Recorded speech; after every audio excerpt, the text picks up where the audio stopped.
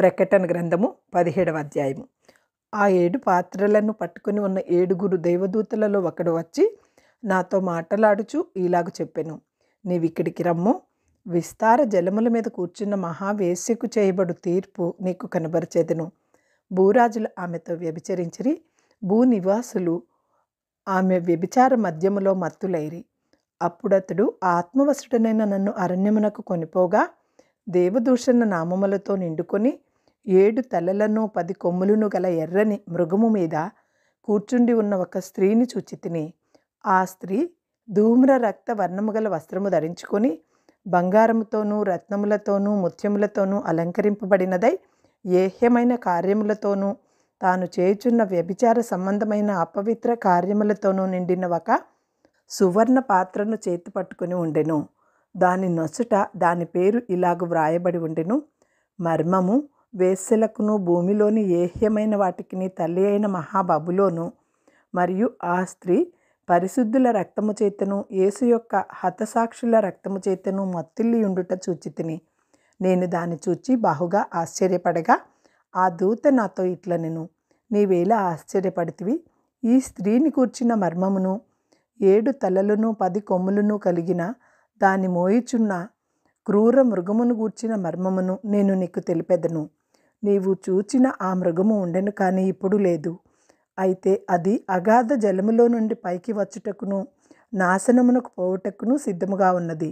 భూనివాసులలో జగదుత్పత్తి మొదలుకొని జీవగ్రంథమందు ఎవరి పేరు వ్రాయబడలేదో వారు ఆ మృగముండెను, కానీ ఇప్పుడు లేదు. అయితే ముందుకు వచ్చినన్న సంగతి తెలుసుకొని ఆశ్చర్యపడుదురు. ఇందులో జ్ఞానము గల మనస్సు కనబడను. ఆ 7 తలలు ఆ స్త్రీ కూర్చున్న 7 కొండలు. మరియు 7 రాజులు కలరు. 5 కూలిపోయిరి, ఒకడున్నాడు, కడమవాడు ఇంకనూ రాలేదు. వచ్చినప్పుడు అతడు కొంచెము కాలం ఉండవలెను. ఉండినదియు ఇప్పుడు లేనిదియునైన ఈ క్రూర మృగము ఆ 7 పాటు ఒకడునై ఉండి తానే 8వ రాజగుచు నాశనమునకు పోవును. నీవు చూచిన ఆ 10 కొమ్ములు 10 మంది రాజులు. వారిది వరకు రాజ్యమును పొందలేదు, కానీ ఒక గడియ క్రూర మృగముతో కూడా రాజుల వలె అధికారము పొందుదురు. వీరు ఏకాభిప్రాయం గలవారై తమ బలమును అధికారమును ఆ మృగమునకు అప్పగింతురు. వీరు గొర్రెపిల్లతో యుద్ధము చేతురు, కానీ గొర్రెపిల్ల ప్రభువులకు ప్రభువును రాజులకు రాజునై ఉన్నందున తనతో కూడా ఉండిన వారు పిలువబడిన వారై ఏర్పరచబడిన వారై నమ్మకమైన వారై ఉన్నందున ఆయన ఆ రాజులను జయించును.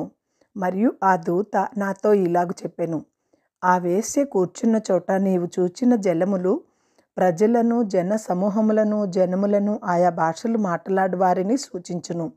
నీవు ఆ 10 కొమ్ములు గల ఆ మృగమును చూచితివే.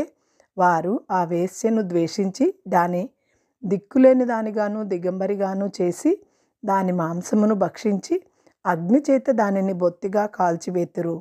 దేవుని మాటలు నెరవేరు వరకు వారు ఏకాభిప్రాయం గలవారై తమ రాజ్యమును ఆ మృగమునకు అప్పగించుట వలన తన సంకల్పము కొనసాగించున్నట్లు దేవుడు వారికి బుద్ధి పుట్టించును. మరియు నీవు చూచిన ఆ స్త్రీ భూరాజుల నేలు ఆ మహాపట్టణమే.